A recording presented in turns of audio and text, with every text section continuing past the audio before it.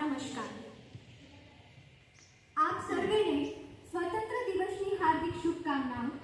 तिरंगा इस देश की शान है, हर भारतीय का स्वाभिमान है।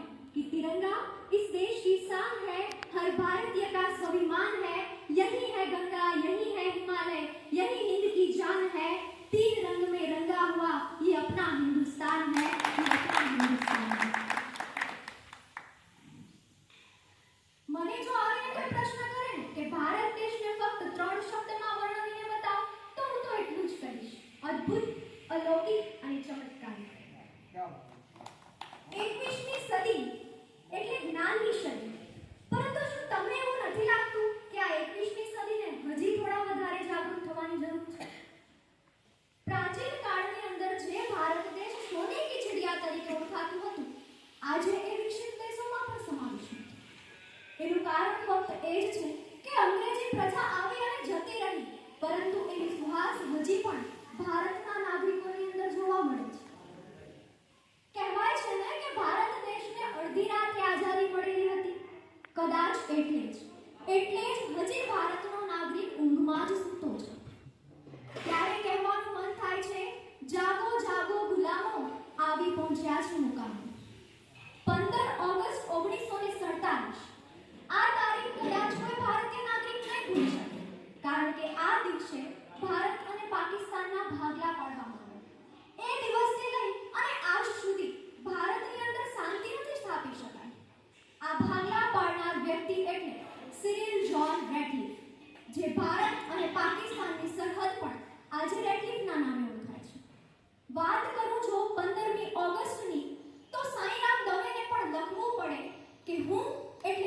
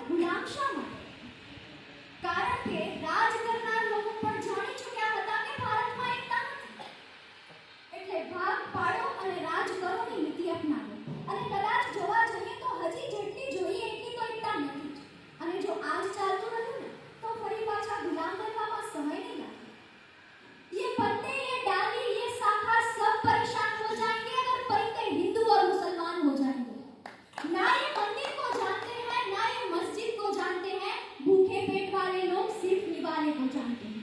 लोगों को मेरी यही बात खलती है कि मेरा चिराग हवा के खिलाफ क्यों चलता है। मैं अमर पसंद हूँ, मेरे शहर में दंगा रहने दो, मत बांटो मुझे हरे और लाल रंग में, मेरी छत पर तिरंगा रहने दो।